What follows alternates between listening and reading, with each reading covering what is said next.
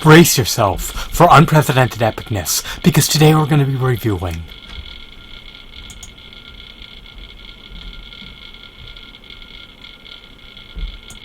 Brace yourself for unprecedented epicness, because today we're going to be reviewing McFarlane's upcoming 2017 Destiny action figures that are slated to be released later this year. So, as you can unequivocally see, 4 action figures are preordained to be released that are subsumed under McFarlane's Destiny action figure line. These action figures encompass the Iron Banner Hunter action figure, the Glass Titan action figure,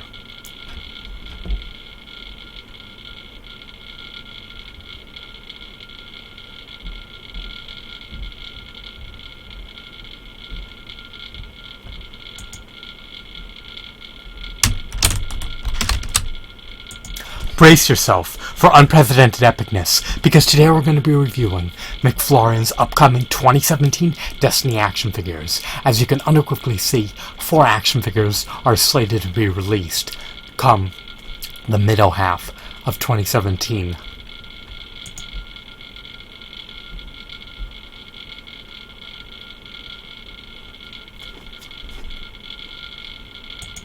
Brace yourself for unprecedented epicness, because today we're going to be reviewing McFarlane's upcoming 2017 Destiny action figures. As you can unequivocally see, 4 Destiny figurines are slated to be released come summer.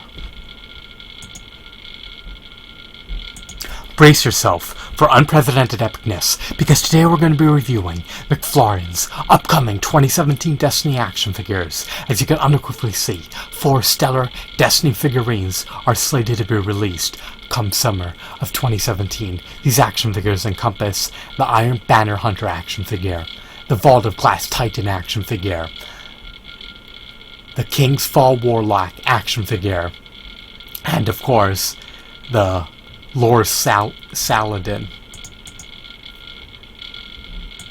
Brace yourself for unprecedented epicness, because today we're going to be reviewing McFarlane's upcoming 2017 Destiny action figures. As you can unequivocally see, 4 Destiny figurines are slated to be released come summer of 2017. These action figures encompass the Hunter, the Titan, the Warlock, and of course, Saladin. I'm not well acclimated with the Destiny series, but I do know that the characters have merit.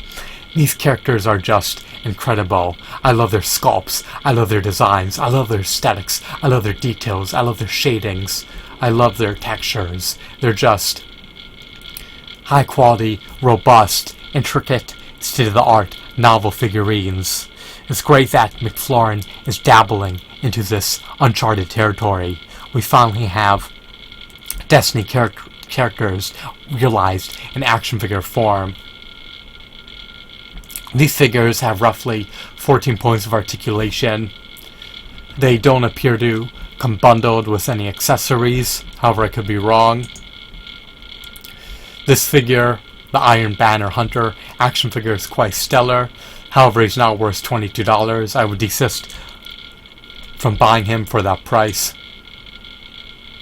Next we have the Glass Titan action figure, or the Vault of Glass Titan action figure. Again, this is a stellar action figure.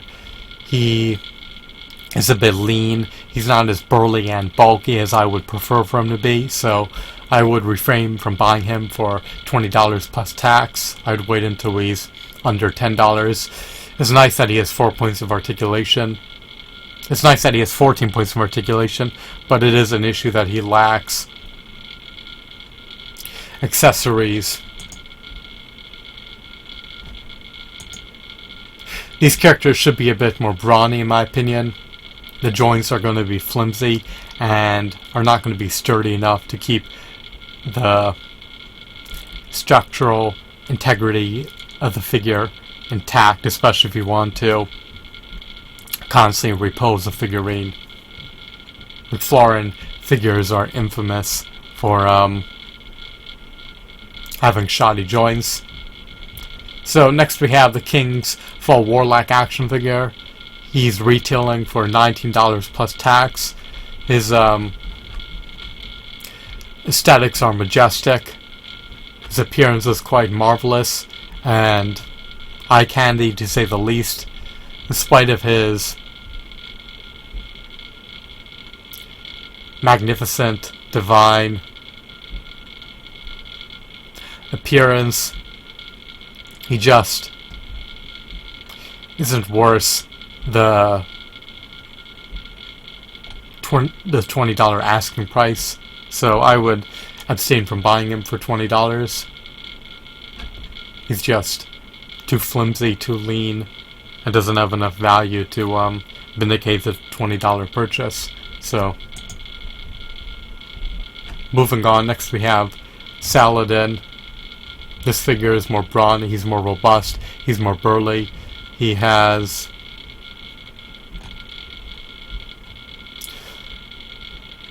an alternative head, a clip cloth, and better details than the aforementioned figures. But I just can't justify buying him for $35. The pricing point is too steep, so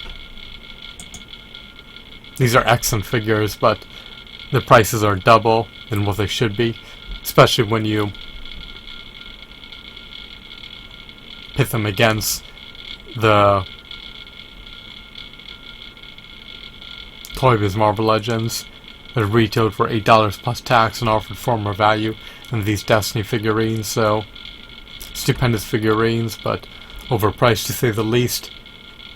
As an aggregate, for their prices they command, I'd rate the set to be a 4 out of 10. It's nice we get figures of new characters, but the prices are just too steep, especially considering that they either have little to no accessories, and especially considering that their articulation is so abysmal. So, I hope that you found this video to be insightful and enthralling. Have a wonderful, marvelous day. Goodbye. Brace yourself for unprecedented epicness, because today I'm going to be reviewing the upcoming McFlurrin Destiny action figures that are slated to be released come summer of 2017. As you can unequivocally see, McFlurrin plans on churning out 4 Destiny action figures. It's great that they're dabbling into this line. We finally get our favorite Destiny characters realized in action figure form. They include Lord Saladin, they include the Iron Banner Hunter action figure, the Vault of Glass Titan action figure, and last but not least, the King's Fall Warlock action figure. I'm not well acclimated with the series, but I do know that these characters have merit. So, the issues appertaining to these figurines are numerous. Their joints are flimsy, these characters are lean, they're not brawny, they're not burly, and their joints may sever, they may easily come apart, so that can be a major issue. Another issue is they seem to lack accessories. It's just quite a pity and a shame that you're paying over $20 for figurines that are devoid of accessories. But I would say that there are some redeeming qualities about these figurines. Their textures, their aesthetics, their sculpts, their hues, their designs, their cosmetics, their details are just incredible. So McFlurrin deserves their accolades for going the extra mile on designing these figures. So they have incredible designs, they have incredible sculpts, their shadings, their hues, their textures, their overall likeness to the Destiny characters is just incredible. However, they're lacking in terms of articulation, accessories, and features. So again, we have another character. This one is not worth over $20. I would actually say that this first character, the Iron Banner Hunter, is worth closer to $10. This Vault of Glass Titan figurine may be worth a bit more. It may be worth closer to $12 in my opinion. He's a bit more bulky. He has some armor, so he seems to offer more plastic for your money, which is always enticing. But I just to test the fact that they only have 14 points of articulation. I would have preferred if they had interchangeable hands. Fisted hands are always nice, but they have weapon gripping hands, which are the second best type of hands they can have. It's nice that he has a belt, but it can't come off. His armor can't be removed, which is a missed opportunity because it could have allowed for some variation in terms of his appearance.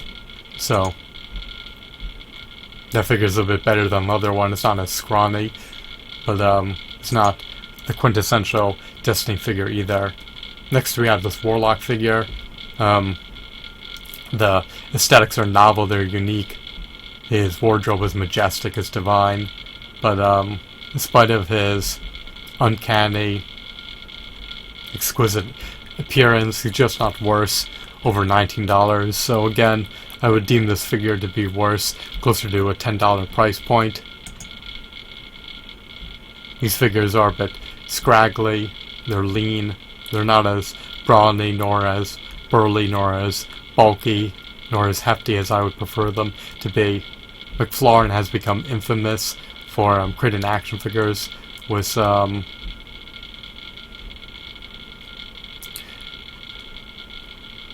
articulation issues and with weak joints, so these figures may be apt to come apart easily.